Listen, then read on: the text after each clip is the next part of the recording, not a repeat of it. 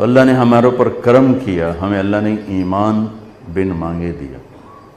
ایمان کے بعد جو سب سے بڑی دولت اللہ نے رکھی وہ نماز، جس کو میرے نبی نے دنیا سے جاتے ہوئے کہا تھا الصلاۃ الصلاۃ الصلاۃ۔ دین کتنا ہے؟ ایک بات ہے کہ میری امت نماز نہ چھوڑنا، نماز نہ چھوڑنا، نماز نہ چھوڑنا۔ اور دوسرا سارا دین دو حصے ہیں، حقوق اللہ، حقوق العباد۔ حقوق اللہ میں نماز سب سے اعلیٰ ہے تو فرمایا نماز نہ چھوڑنا، اور حقوق العباد میں اللہ کے غریب بندے زیادہ مستحق ہیں تو فرمایا میری امت کے غریبوں پر، میری امت کے غلام نوکروں پر سختی نہ کرنا، نرمی کا معاملہ رکھنا۔ تو ایمان کے بعد ایک نماز قابو میں آ جائے، نماز نہ چھوٹ۔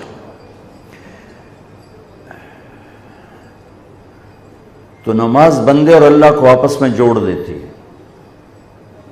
شیطان نے ایک سجدے کا انکار کیا اور ہمیشہ کے لیے محروم ہو گیا، مردود ہو گیا، اور اللہ نے ہمارے اوپر کرم کر کے ہمیں 5 نمازیں عطا فرمائیں، اور ہر 2 نماز میں گناہوں کی بخشش کا اعلان فرما دیا۔ کیا خوبصورت بات! عشاء کی نماز باجماعت پڑھے اور فجر کی باجماعت پڑھے تو ساری رات تہجد کا ثواب لکھا جاتا۔ کیا زبردست بات! پہلی امتوں کے ذمہ 2 نماز، فجر کی 2 رکعت، عصر کی 2 رکعت۔ ہمارے ذمہ 5 ہیں، اور ہر 2 نمازوں کے درمیان کے سارے گناہوں کی بخشش کا وعدہ ہے۔ ساری شریعت زمین پہ اتاری، نماز کو عرش پر بلا کر سامنے کھڑا فرما کر کہا آپ کی امت کو 50 نمازوں کا تحفہ دیتے۔ ہمارے نبی تسلیم و رضا کا وہ مقام تھا، ایک دفعہ نہیں کہا پڑھیں کہ میں پڑھن گے 50 کون پڑھے گا، یہ لبیک یا اللہ، حاضر یا اللہ۔ وہ تو اللہ نے کرم فرمایا، بیچ میں موسیٰ علیہ السلام کو کھڑا کیا اور 5 پھر 5 پھر کٹھی 45 کیوں نہیں اڑا چھڑی۔ موسیٰ علیہ السلام نہیں آپ پہ نہیں کھلوتے، اللہ کھڑا کیتا کہ میرے محبوب تک گل ہی نہیں کی تھی تو 50 لے کے جاندہ پہ ہے تو پڑھنیاں 5 کہہ نہیں تھے تو 50 لے جاندہ۔ تو موسیٰ علیہ السلام کو اللہ نے کھڑا کیا، یا رسول اللہ ملاقات ہوئی، کہاں کیا ہوا کہ 50 نمازیں کا توبہ کہیں پڑھنی ہی نہیں، اللہ دا نام منو پیچھا جاؤ، تھوڑی کرواؤ۔ تو جب آپ پیچھے آئے تھوڑی کروانے تو اللہ کہتا چلو 45 کٹ کر دیتی ہیں، 5 ہی دینی تھی تو 5 کم کی، پھر جی حاضر، پھر موسیٰ واپس 5 5 5 5 9 چکر، 9 5 45 9 چکر۔ اگرچہ 1 سیکنڈ میں پہنچ رہے تھے، لیکن چھٹے آسمان سے سدرۃ المنتہا لاکھوں کروڑوں اربوں سال کا سفر بنتا ہے اگر ہم اپنے پاؤں سے چلیں۔ میرے نبی کے لیے کوئی مسئلہ نہیں تھا، لیکن سفر تو تھا۔ اور جب 5 رہ گئے تو موسیٰ علیہ السلام نے پھر عرض کی، یا رسول اللہ ایک باری ہور جاؤ تو فرمایا 5 کٹ دیاں پہیاں، یہ 5 بھی اڑ گیا تو میری امت دے پلے کی رہ گیا۔ اچھا پھر ٹھیک ہے، میری امت پہ 2 نمازیں فرض تھیں، انہوں نے کوئی نہ پڑھی، انہیں بھی 5 کوئی نہیں پڑھنی ہے، جو ویکھ لو ایسے۔ تو بھائیو، ایمان کے بعد نماز ایک ایسا فریضہ ہے۔ روزہ ٹھیک ہے، بیمار چھڑ دو، مسافر چھڑ دو، چھڑنے کا مطلب ہے بعد میں رکھ لو، بعد میں نہیں رکھ سکتے ہو چلو بالکل ہی معاف ہے۔ زکوٰۃ مالدار پر ہے، غریب پر نہیں۔ حج مالدار بھی ہو صحت مند بھی ہو تب ہے، ورنہ مالدار پر بھی کوئی نہیں۔ صرف نماز ایسی ہے جسے ہم نہیں، نماز نہیں چھوڑ سکتے، نماز نہیں چھوڑ سکتے، ہر حال میں پڑھنے۔ جسے میرے نبی کے نواسے نے کربلا میں پڑھ کے دکھائی اور ساری دنیا کے انسانوں کے لیے دروازہ بند کر دیا، جی کیویں پڑھیے تے پڑھی نہیں جاندی، کیویں پڑھیے تے پڑھی نہیں جاندی، دروازہ بند کر دیا۔ انسانی تاریخ میں ایسا واقعہ نہ ہوا، نہ ہوگا، نہ آئے گا، نہ ایسا پاکیزہ خون ہوگا کسی کے پاس، اور نہ ایسے وہ زمین کو سیراب کرے گا۔ اور اس شدت کی گھڑی میں نماز کا سورج کو سورج پہ نظر ہے، بے نماز دا ٹائم تو نہیں آ گیا، نماز دا ٹائم تو نہیں آ گیا، ہو یا سورج ڈھلا، اشارہ کیا، ظہر جھنڈا بردار رائٹ سائڈ، شمر سے کہو نماز پڑھنے تھے. انہیں آگے بڑھ کے تھوڑا بات کی. شمر نے کہا کہ نماز پڑھنے کی کوئی گنجائش نہیں، ہماری تلوار چلے گی. تو انہوں نے آ کے عرض کیا کہ نماز کی کوئی گنجائش نہیں. تو فرماتے چلو ٹھیک ہے، ہم اللہ کو لے جا رہے ہیں، ان کڑی پڑھنے، چلو اللہ اکبر چلنے آئے. اللہ کی قسم اگر میرے نبی کے نواسے نماز نہ پڑھتے تو کوئی فرق نہیں. ان کی ذات پہ کوئی فرق نہیں تھا. ان کو جنت کربلا کی وجہ سے نہیں مل رہی، نہ شہادت کی وجہ سے مل رہی. وہ تو ماں کا دودھ پیتے تھے، اور میرے نبی نے کہہ دیا تھا حسن اور حسین جنت کے نوجوانوں کے سردار ہیں. تو ان کو اس وقت مل گیا تھا یہ سارا ٹائٹل. امت کے لیے پیغام ادھورا چلا جاتا ہے، چھڈی بھی جا سکتی ہے. امت کے لیے پیغام ادھورا چھوڑی بھی جا سکتی. نہیں نماز نہیں چھوٹے گی، کہ آدھے جنگ کرو آدھے نماز پڑھو. آدھوں کو جنگ پہ کھڑا کیا اور آدھوں کو لے کے نماز پڑھی. پھر ان کو جنگ پہ کھڑا کیا اور دوسروں کو نماز پڑھائی، اور عصر سے پہلے سب کے سر کٹ کے نیزوں پہ چڑھ گئے. تو روزہ بیمار ہو چھوڑ دو.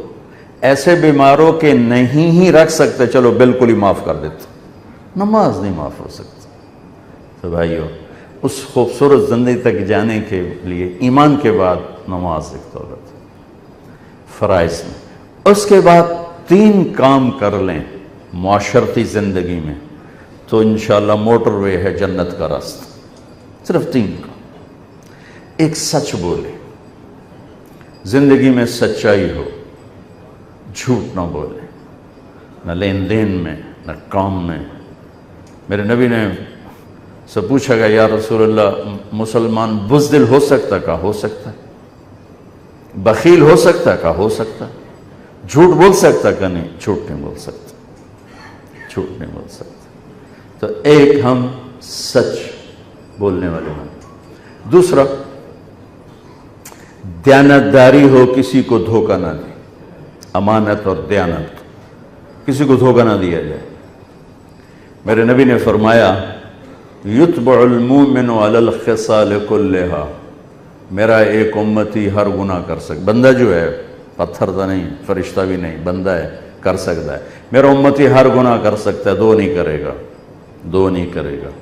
ایک جھوٹ کبھی نہیں بولے گا، ایک دھوکہ کبھی نہیں دے گا. الا الکذب والخیانہ. یتبع المؤمن علی الخصال کلہا الا الکذب والخیانہ. میرا امتی ہر گناہ کر سکتا ہے، 2 نہیں کر سکتا. ایک جھوٹ کبھی نہیں بول سکتا، ایک دھوکہ کبھی نہیں دے سکتا. تو ساری زندگی کا حسن سمٹ کر اگر کوئی مجھ سے پوچھے مولانا صاحب اسلام کو 2 لفظوں میں بتاؤ، کہ ڈوڈا اسلام 3 سپارے 10 لکھ حدیثاں 2 لفظاں اکٹھا کرا، مولانا صاحب 2 لفظوں میں بتاؤ اسلام، تو میرے پاس 2 لفظ ہیں، سچائی اور امانت داری. یہ وہ 2 لفظ ہیں جس سے اللہ نے اپنے حبیب کو ہائی لائٹ کیا، الصادق الامین. آپ کو معلوم ہے ہمارے نبی کو مکہ میں نبوت کے اعلان سے پہلے کہا جاتا تھا الصادق الامین، چونکہ سارا اسلام ان 2 چیزوں میں آ جاتا. اسلام کی تو ایک شکل ہے، کفر کی بے شمار شکلیں ہیں. اگر ساری دنیا کے کفر کو 2 لفظوں میں میں بتانا چاہوں تو میرے پاس اس کے بھی 2 لفظ ہیں، ایک جھوٹ اور ایک دھوکہ. ایک جھوٹ اور ایک دھوکہ. اور میری بدقسمتی ہے کہ میرا دیس جھوٹ میں ڈوب چکا ہے اور دھوکے میں ڈوب چکا ہے. سچے کو ڈھونڈنے نکلو تو بال سفید ہو جائیں گے، شاید ہی کوئی سچا ملے. اکھیاں تھک تھک کے گر جائیں گی، شاید ہی کوئی دیانتدار ملے. فیصل آباد کا بازار ہو یا کراچی سے لے کر سکردو تک کا بازار ہو، جھوٹ کے سوا کچھ نظر نہیں آتا، دھوکے کے سوا کچھ نظر نہیں آتا. میرے نبی وضو فرما رہے تھے، وضو تو صحابہ وضو کا پانی نیچے سے لے رہے تھے. کوئی پی رہا ہے، کوئی منہ پہ مل رہا ہے. تو آپ نے فرمایا ایسا کیوں کر رہے ہو؟ ما یحملکم علی ھذا، یہ ایسا کیوں کر رہے ہو؟ تو ان کا حبا للہ ولرسولہ، اللہ اس کے رسول کی محبت میں کر لیں۔ تو میری بات توجہ سے سنیں، آپ نے فرمایا میں بتاؤں اللہ رسول سے محبت کرنے والا کون ہوتا ہے، اور میں بتاؤں جس سے اللہ اس کا رسول بھی پیار کرتے ہیں۔ جانبین کی بات کر لی کہ تمہیں بتاؤں کہ اللہ رسول سے پیار کرنے والا ہے کون، کہ جس سے اللہ اس کا رسول بھی پیار کرتے ہیں۔ دعا پاسو حل کر چھڑی کہ یا رسول اللہ ضرور۔ فرمایا فَلْيَصْدُقِ الْحَدِيثَ إِذَا حَدَّثَ، اللہ اس کے رسول کی بارگاہ میں اس کا پیار سکہ بند ہے جو جب بولے سچ بولے، جھوٹ نہ بولے۔ پہلے ہی کلی اڑ گئی اپنی تو فَلْيَصْدُقِ الْحَدِيثَ إِذَا حَدَّثَ، سچ بولے جھوٹ نہ بولے۔ فَلْيُؤَدِّ الْأَمَانَةَ إِذَا تُؤْمِنَ، کبھی دھوکہ نہ دے، کبھی دھوکہ نہ دے، کبھی بددیانتی نہ کرے، ہمیشہ دیانتداری سے کام کرے۔ فَلْيُحْسِنْ جِوَارَ مَنْ جَاوَرَهُ، پڑوسی کوئی ہو، برا ہو اچھا ہو، مسلم ہو کافر ہو، اس کے ساتھ اچھا سلوک کرے۔ 3 نشانیاں ہیں، مجھ میں آ جائیں، آپ میں آ جائیں، مستورات میں آ جائیں، اس سے اللہ اس کا رسول پیار کرے گا، اور اس کا پیار بھی معتبر ہوگا اللہ اس کے رسول کی بارگاہ میں۔ تو 24 گھنٹے کی زندگی اگر میری دین بن جائے، 3 باتیں ہیں: سچائی، دیانتداری اور انصاف، عدل۔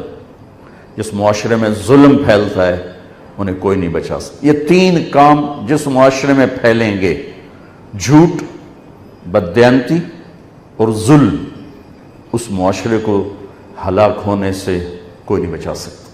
جس معاشرے میں 3 خوبیاں پھیل گئیں، سچائی، دیانتداری اور انصاف، اس معاشرے کو ہلاک کوئی نہیں کر سکتا۔ یہ معاشرہ ضرور کامیاب ہوگا۔